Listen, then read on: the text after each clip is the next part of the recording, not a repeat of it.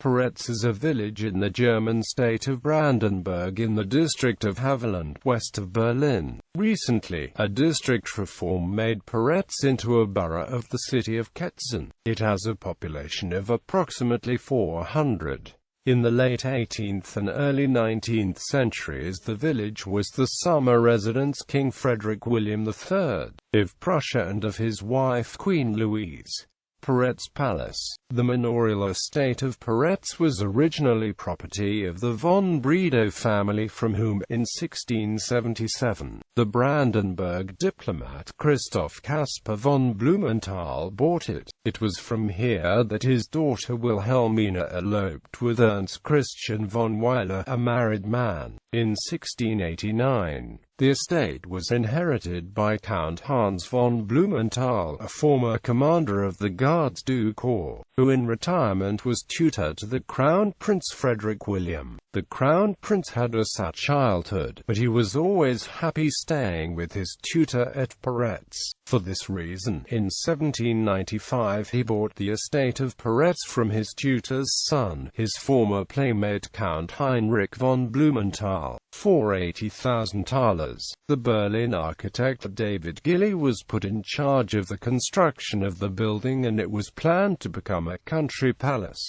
Just remember always that you are building for a poor farmer, the Crown Prince is said to have told the architect. Flanking the palace were placed two barn buildings, each on the left and right, thus forming a semicircular yard. In 1804 the royal couple had the entire village rebuilt to conform to David Gilly's designs, but the uniform style is hardly recognizable anymore. Today, after the death of Queen Louise in 1810, the palace was left unchanged until 1840, when Frederick William IV had the wallpaper and furniture replaced. In several rooms, the appeal of the Schloss still im Land was lost, however, and the palace remained untouched and empty until early in the 20th century. The palace continued to be owned by the Hohenzollern until 1945. King Frederick William IV had passed the palace on to King Wilhelm I, who became Emperor of Germany in 1871.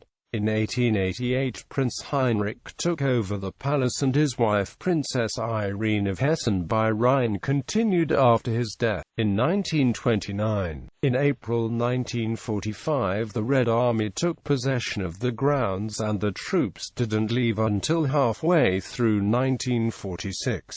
A year later, refugees moved into the buildings, and in 1948 ownership of the palace was transferred to the Zentralverwaltung der Gegenseitigten Bauernhilfe. Modifications to the complex through 1950 completely changed the look of the palace and farm. Special attractions of the palace are the tapestries that are adorned with exotic plant motifs, bird renditions and depictions of landscapes in the Potsdam area. The tapestries survived World War II, as they had been removed and kept in the new palace in Potsdam for safekeeping.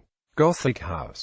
The Gothic House is a former royal forge. It is notable as the only neo-Gothic structure among the other rather simple buildings. Currently, a restaurant is being operated in the building. Paretz Uerdlocher. During the 19th century, the production of bricks was an important industry for the area, as they could be sold to the ever-growing city of Berlin. Therefore, many villages had several tile-producing companies. To make the bricks, clay was needed and mined from the clay ground common to the area. When the business slowed down after World War I, the clay mines filled with groundwater and turned into small lakes, the Erdlocher, or holes in the ground. After World War II, some holes were backfilled with rubble from bombed Berlin. Today, most of them, however, are home to numerous waterfowl and have been placed under environmental protection. Theodor Fontane. The German poet and author Theodor Fontane liked the village a lot and came to visit Paretz 3 times, in the spring of 1861, 1869 and in May 1870.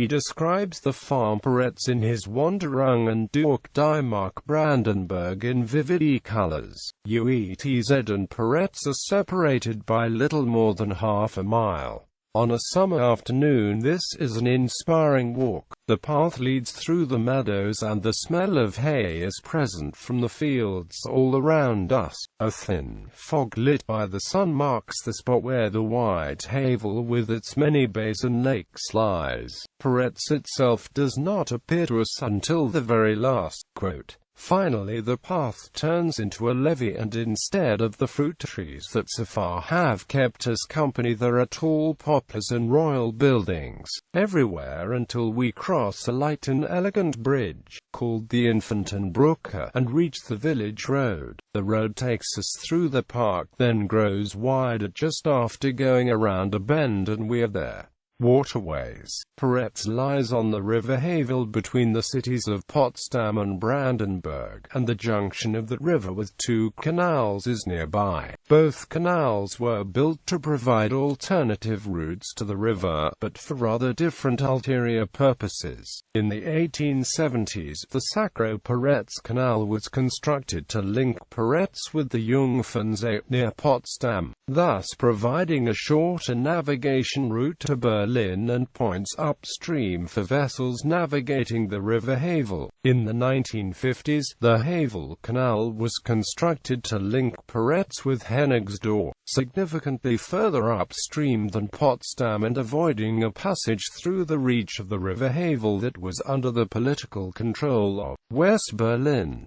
Both canals are still in use, providing shorter routes for shipping from the West Berlin and to the Oder Havel Canal and Poland.